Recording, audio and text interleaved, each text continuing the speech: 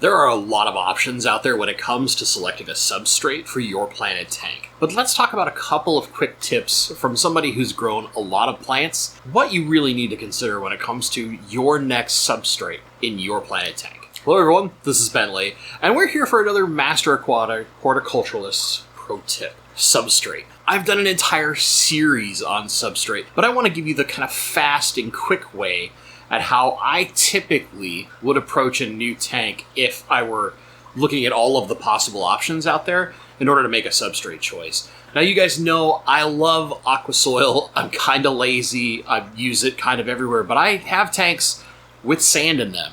I have tried dirted tanks in the past, and trust me, dirt can be amazingly successful if you do it correctly.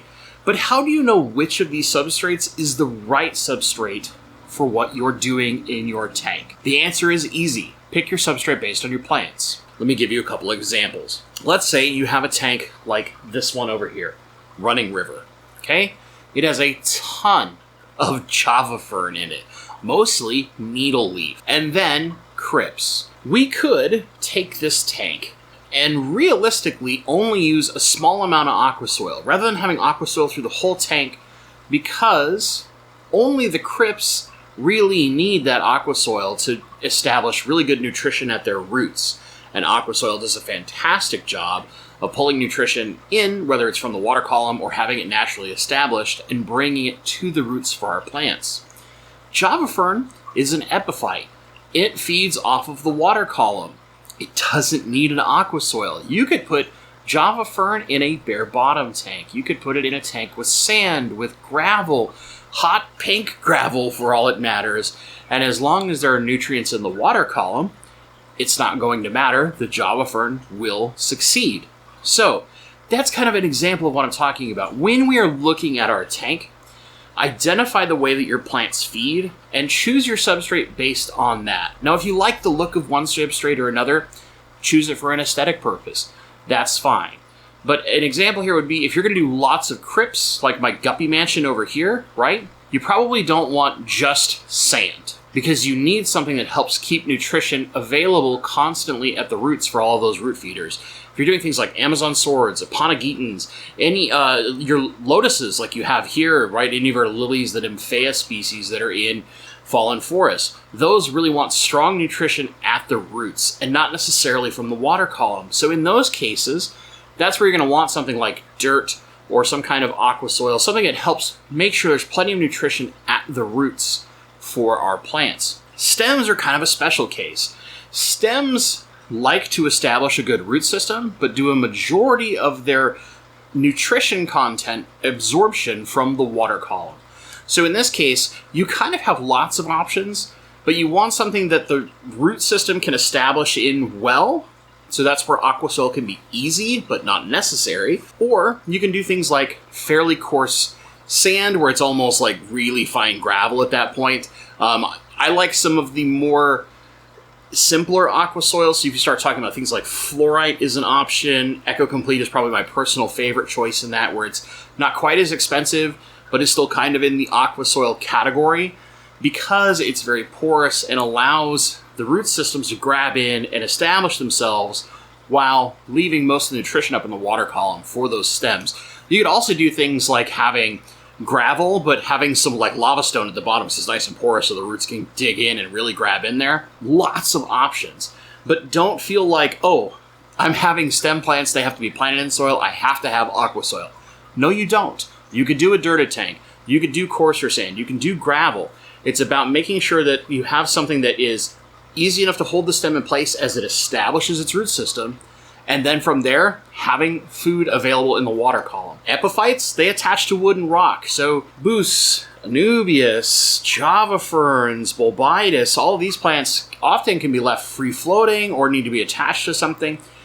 They don't care what your aqua soil is. They don't care what your substrate is. They feed completely off of the water column. So what you really want to do in those cases is make sure it's something that aesthetically you enjoy if the focus of your tank is those type of plants. There's kind of the easy part, right? There's three categories. Mosses falls in a lot like epiphytes, where it's attached to something. So you don't have to necessarily have an aqua soil. Moss is just going to attach to whatever. So put in whatever you aesthetically prefer. You want hot pink gravel? do it. You want something that looks a little more realistic, but isn't like full-on sand. There's lots of finer gravels you can do. There's things like Safety's Orb, right? Things like that that have a really nice aesthetic look. Are dirt cheap. They don't cost you a lot of money. Heck, you could even do kitty litter, whatever it may be. If you don't need the nutrition to be at the roots, choose your substrate for aesthetic purposes, for the look, for what you're going for. Finally, the last thing I would say is this. If you're trying to do an aquascape, okay, but you know that the root feeding plants are only going to be in one area. Maybe you're building an island and everything around it is not going to be very planted at all. And in this center island, there's going to be an area where you have a bunch of dense plants.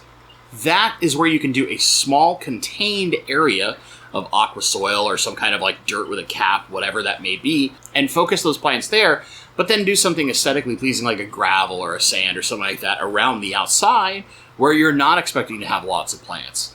If you're doing more jungle style scaping, right, the way that I like to do things where it's just kind of like set lots of plants and forget them, then maybe that's something where you just choose an aqua soil for ease, or you look at some of the other options based on the types of plants you're choosing. The long answer here of this kind of short video is kind of explained, but the short answer is this. There's no best aqua soil. There are preferences among many of us inside the hobby, but what it really comes down to is selecting the soil or gravel or substrate, whichever term you want to use. Substrate's the most appropriate here. I tend to use soil very universally, but select your substrate entirely based on the plants you're going to plant.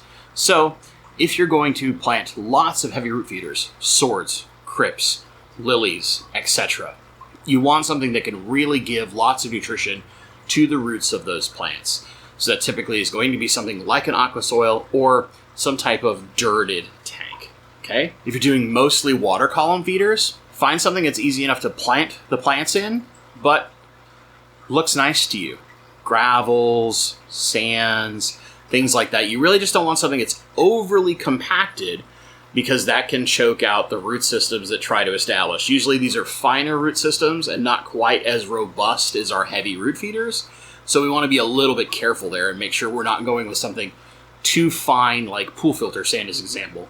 Not that you can't do that. It is totally possible. It's just if you want to make it easy, find something a little more coarse-grained. And finally, when we're talking about, you know, our bigger epiphyte plants and things like that that literally don't care about what your substrate is, pick whatever looks the best.